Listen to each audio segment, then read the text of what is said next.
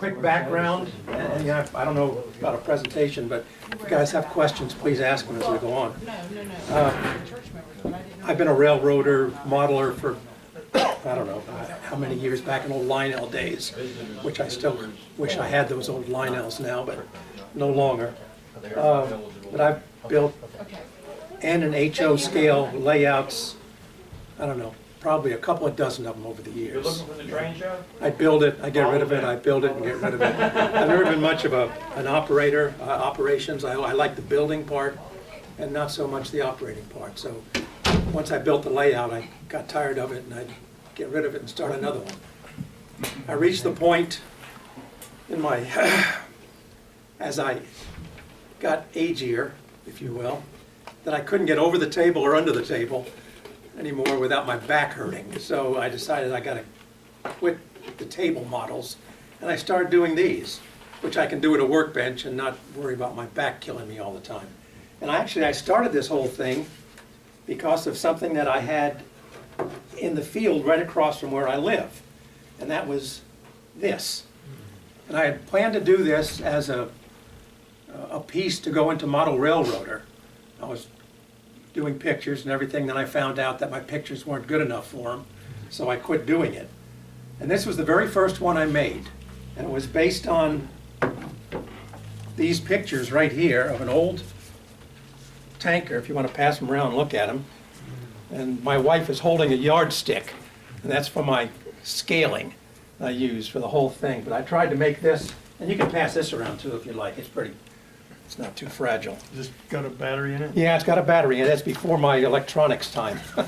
Because that was the very first one I did. Works for me. You can pass these around too if you want. My wife's biggest concern with the cows. She kept saying they're looking at us. And I said, that's what cows do, they look at you. By the way, if anyone's interested, for those of you who are into electronics, I brought some schematics of some different things that I've put together. Flashers, blinkers, power supplies. You're welcome to these. I got about I don't know, half a dozen copies. Help yourself to those. My background, I'm an electrical engineer. I'm retired now, thank goodness. So I kind of work with these things all the time. But anyway, that was the first one I ever did. And then I started getting into some of these, and I had a layout that I had some of these structures on. And I took them off the layout, and I started putting together dioramas. What I do when I put together a diorama, first I picture what I want to do. I get the major structures, I build the major structures, and this is the start of one right here. And what this is going to be is a fire scene. This house will eventually be burning. And I'll have the fire trucks with the firemen and the hoses and everything. And it's, you know, it's real simple. It's nothing fancy about it. It's just a fiberboard with a little frame and some plaster of Paris on the top. I like working with plaster of Paris because it's very workable. And then I do everything with that. But what I always do first is I get all my major structures, all my big pieces, and I lay them out on a table so I can get the size of what the diorama needs to be. Rather than trying to build a box and then fit the pieces to it, I lay the pieces out, get a measurement, think about what it's going to look like, and then I build the box to suit whatever I'm going to do. I've experimented with all kinds of different things as far as light. I like things that light up, so I do a lot of lighting. Let's see if this is working now. No, this one still isn't, is it? It's got one light in the barn, it looks like. One light in the barn, the others aren't working, so I've got to work on that. Most of the stuff that I use is right off the counter. The grasses are all of the little box grasses you can buy. The lichen, I got lucky one time. I lived in South Carolina and I found an old wooded area with lichen in it, and I bagged up 3 garbage bags full of lichen. I dyed them and used glycerin in them, and I still have them. I've got probably $1,000 worth of lichen in 3 garbage bags. The trees are just some, I wish I could think of the name of it, I've lost the name of the little bushes that you can get down at Michael's, and I dip them in glue and sprinkle different grasses on them. That's these trees. These trees are just armatures. Some of them I've made, some of them are right out of the box, the little plastic armatures. I paint and then put lichen on them, and again sprinkle some of the grass on them after they've been dipped in some white glue or sprayed white glue on them. Lights, typically for cars, I like to use, here's an example of how I've wired up, and you can light up almost anything I found. It just takes a little time. You have to kind of take things apart, drill some holes here and there. I use a little grain of rice light bulbs, which work great for headlights. In this particular one, I use some fiber optics. These are fiber optics that I use to light. This particular case was the tail lights. Here's the tail lights of the truck, which didn't work out quite as well as I'd like it to. This is the barbecue pit. These are all fiber optics. So I try to experiment with different things just to see what works and what doesn't work. And as I build them, I find things that I use more often than not. Detail, I like detail, as you can tell.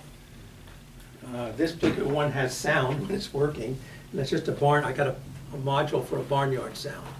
And if you press the button, you get the quacks and the geese and the ducks and the cows and the sheep and everything else. Some of these I kind of take from my childhood that I've seen in the past. I grew up on a farm, so this was kind of recognizable to me, and I got that idea from this. I was with EMS for 13 years, so the ambulance was kind of a given. And again, these are just off-the-shelf vehicles that I've drilled holes in and put lights in. These are just LEDs, very small LEDs. This thing, I don't know if you can see it, is a lit sign. Actually very easy to make. All these things are. It just takes time and some imagination, and you can do almost anything. I use a lot of stuff off the shelf, and in the barnyard, this is nothing more than window screen, the fencing. Turns out it's a perfect size for fencing. So if you use a window screen, spray it silver, you've got yourself some fencing. Cat litter. I use a lot of cat litter. I'll take cat litter and strain it through different size strainers, and I get different sizes. I get ballast from it. I get small rocks. I get road material. But cat litter is great, and it paints up beautifully. You can stain it almost any color you want. You get yourself a bag of cat litter, and man, it works. All you have to do is avoid getting a cat. You don't even need the cat. Yeah, don't use after the cat's used it, so avoid that. But yeah, cat litter is real good. It works for a lot Don't use of the yellow one. things. Don't use the yellow cat litter, that's right.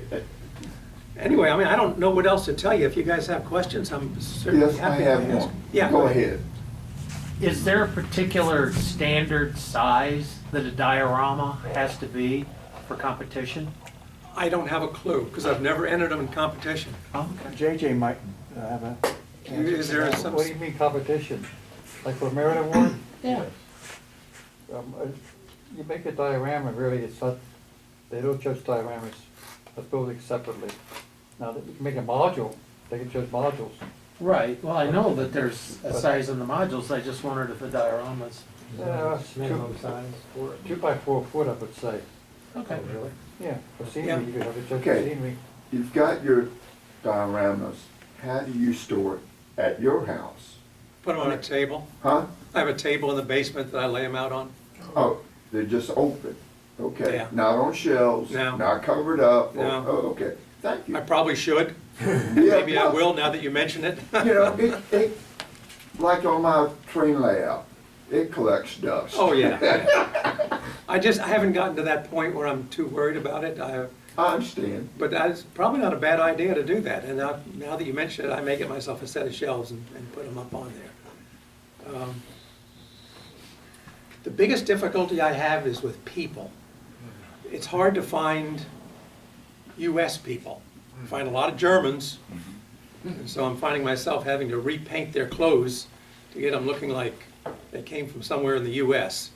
But that's about the only real difficulty I have is with finding miniature people. Is that the Germans do a nice job. but- Woodland Scenics makes HO people. Yeah, I've got some of Very those, nice. but it's hard to find the type of people, certain people I'm looking for, I couldn't find, like the EMS folks here. I could not find anyone that was a nurse in some EMS, so I got some German guys, and it works out fine. I mean, it works.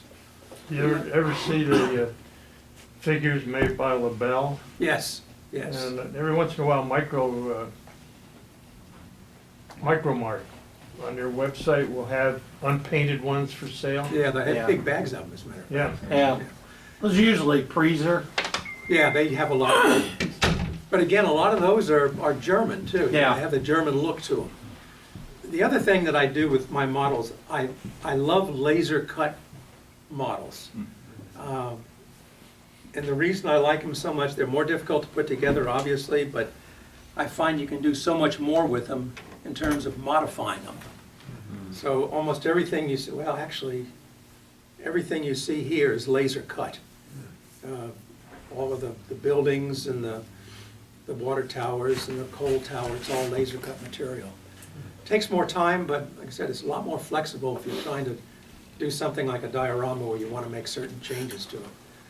And I try to keep things a little bit light too. I don't know if you guys saw, there's a little guy in an outhouse back here. This fire actually, when this module's working, the fire actually works. And over here, with this module, and this one I do think works now. You look down in here, you can see fire with some stakes on the grill. Oh.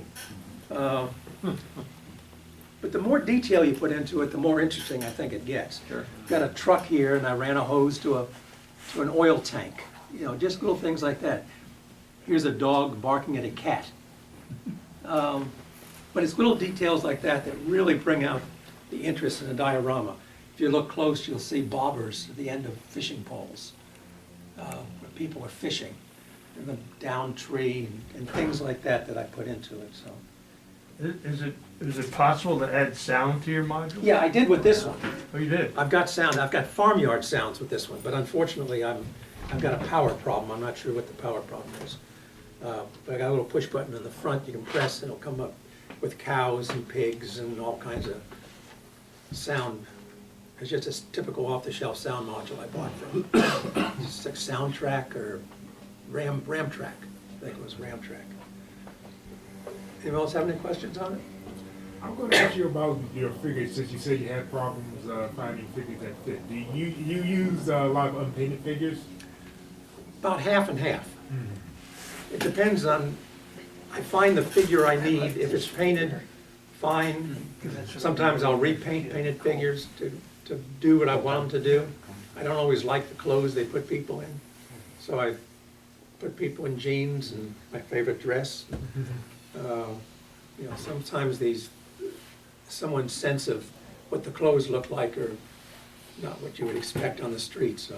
There's an older company, Gandhi, that made a lot of the figures. Yeah.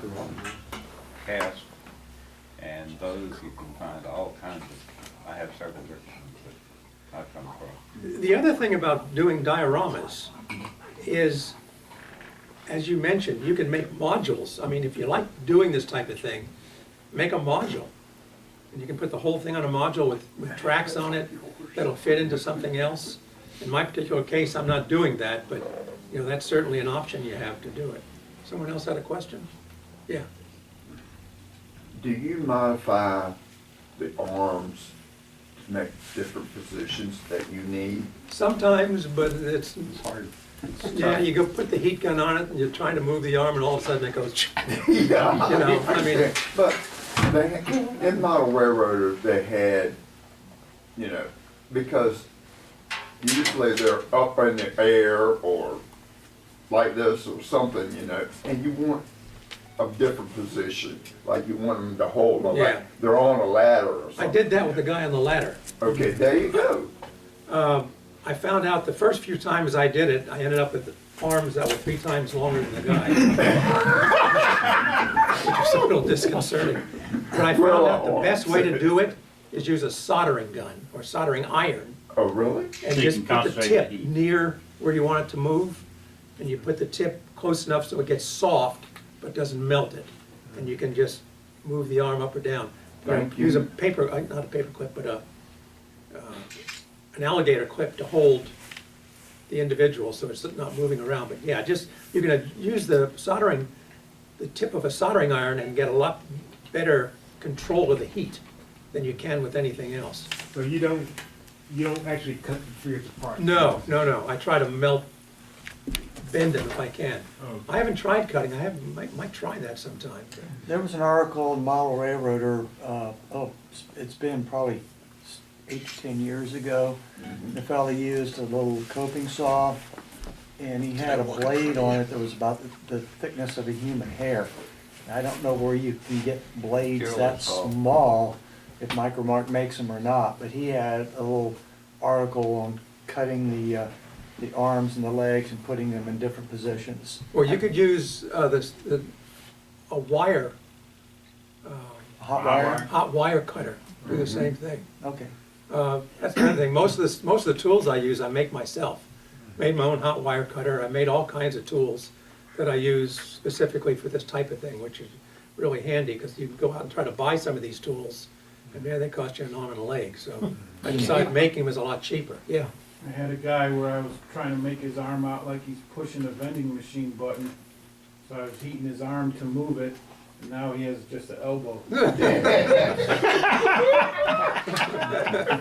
Gotta watch the heat. Maybe you can get unemployment or something. I just bought a saw that's the size of a razor blade.